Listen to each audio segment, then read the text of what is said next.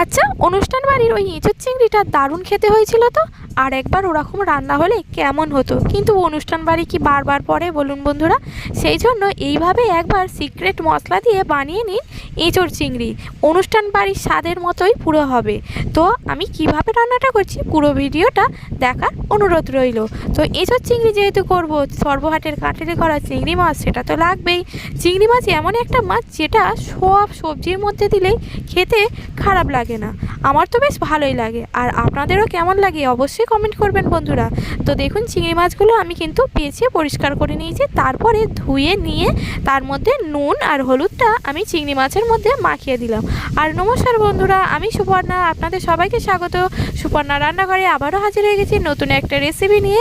আজকের রেসিপি তো বলা হয়ে গেছে প্রথমেই।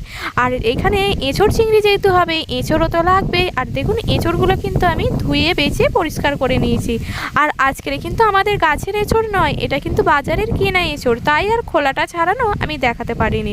আর এদিকে দেখুন বন্ধুরা, আমি কড়াইতে সরষের তেল গরম করে নিয়েছি, আর তেলের মধ্যে আমি কিন্তু চিংড়ি মাছগুলো দিয়ে দিলাম। আর চিংড়ি মাছগুলো এবারে আর কি করতে হবে, লাল করে ভেজে নিতে হবে। তো চিংড়ি মাছটা দিয়ে এবার ভেজে নেওয়ার পালা। তবে চিংড়ি মাছটা খুব বেশি ভাজলে হবে না, তাহলে শক্ত শক্ত হয়ে যাবে, আর চিংড়ি মাছের মধ্যে মশলাটাও ঢুকবে না, তাহলে খেতে বেশি স্বাদ হবে না। একটু ভাজা করেই নামিয়ে নিতে হবে। আর চিংড়ি মাছ ভাজতে তো বেশি সময়ও লাগে না। তো দেখুন বন্ধুরা, চিংড়ি মাছ ভাজার তেলের মধ্যে আমি দিয়ে দিলাম ডুমো করে কেটে রাখা আলু। তো আলুটা আপনারা চাইলে স্কিপ করতে পারেন, আর আমার তো যে কোনো তরকারিতে আলু না হলে একদম ভালো লাগে না, তাই আমি আলুটা দিয়ে দিলাম। তো আলুটা দেওয়ার পরে লাল করে একটু ভেজে আমি তুলে নিলাম। তো আলুটা দেখুন লাল করে ভাজা হয়ে গেছে প্রায় 70% মতো। তো আলু ভাজাটাও তুলে নিলাম। তারপরে আমি কড়াইতে তেলের মধ্যে দিয়ে দিলাম পেঁয়াজ কুচি, আর পেঁয়াজটা এবার লাল করে ভেজে নেওয়ার পালা। তো বন্ধুরা, পেঁয়াজটা ঝিরিঝিরি করে কাটা ছিল, তাই সহজেই কিন্তু পেঁয়াজটা ভাজা হয়ে গেছে। আর পেঁয়াজটা ভাজা হয়ে যেতে এর মধ্যে দিয়ে দিলাম থেতো করা রসুনগুলো। আমি কিন্তু তরকারিটার মধ্যে আদা ব্যবহার করব না, আদাটা দিলে একটু তরকারিটা তেতো তেতো ভাব হয়ে যাবে। তো সেই জন্য আমি কিন্তু আদাটা স্কিপ করে গেছি, আপনারা চাইলে আদাটা দিতে পারেন। তো আমি এদিকে থেতো করা রসুনটা দিয়ে একটু ভাজা করে নেওয়ার পরেই সাথে দিয়ে দিলাম আমি এখানে টমেটো কুচি, আর বেশ লাল টুকটুকে টমেটো, যাতে রঙটাও বেশ সুন্দর হয়। তো দেখুন, এবার টমেটোটা গলে যাওয়া পর্যন্ত অপেক্ষা করব। আর এদিকে পেঁয়াজটা অনেক বেশি ভাজা হয়ে গেছিলো বলে সেই জন্য আমি অল্প একটু জল দিয়ে দিয়েছিলাম, যাতে পেঁয়াজটা একদম পুড়ে না যায়।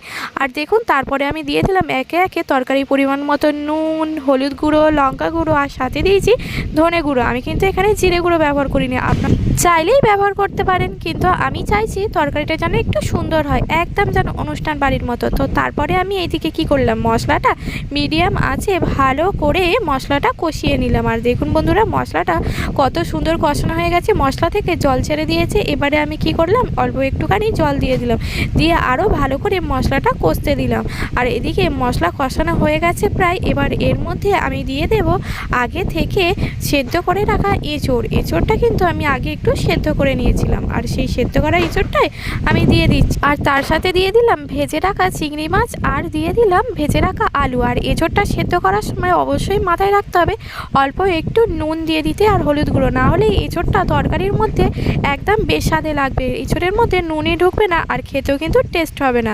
আর দেখুন, সমস্ত উপকরণ একসাথে দিয়ে একটু জল দিয়ে দিলাম, দিয়ে এবার সমস্ত উপকরণ একসাথে আবারও মশলার সাথে ভালো করে কষিয়ে নেওয়ার পালা। এই সময় কিন্তু আঁচটা একদম মিডিয়াম আঁচে রাখার চেষ্টা করবেন, নাহলে কড়ার তলাতে ধরে যাবে, আর তরকারিটা পুড়ে গেলে খেতে ভালো লাগবে না। আর দেখুন, মশলার সাথে ভালো করে কষিয়ে নেওয়ার পর এবারে আমি কিন্তু দিয়ে দিচ্ছি পুরো জলটা। এবার জলটা একটু বেশি দিয়েছি, যাতে আলুটা সেদ্ধ হবে। আর আপনারাও তরকারিটা একটু যদি মাখা মাখা করতে চান, তাহলে একটু জলটা পরিমাণ মতো দিয়ে দেবেন, যেভাবে আমি দিয়েছি এভাবে দিলেই তরকারিটা মাখা মাখাও হবে, আর খেতেও কিন্তু খুব সুন্দর হবে। আর এবারে কি, তরকারিটা দেখুন বন্ধুরা ফুটে উঠেছে, কিন্তু আলুটা সেদ্ধ হতে একটু বাকি ছিল, তো সেই জন্য আলুটা আরও একটু সেদ্ধ করে নিয়েছি। আর এঁচোড়টাও ভালো করে সেদ্ধ হয়ে গেছে। এবারে আমি দিয়ে দিচ্ছি এর মধ্যে মিট মশলা, আর এটাই হচ্ছে সিক্রেট মশলা, যাতে পুরো মাংসর মতো খেতে লাগে। তো এবারে তরকারিটা ফুটিয়েই নামিয়ে নেওয়ার পালা। আর দেখুন, দেখতেই কত সুন্দর হয়েছে। হ্যাঁ, মানছি কালারটা একটু কেমন হয়েছে, যেহেতু আমি লঙ্কা গুঁড়ো অল্প দিয়েছি, আর আমরা তো একটু ঝাল কম খাই।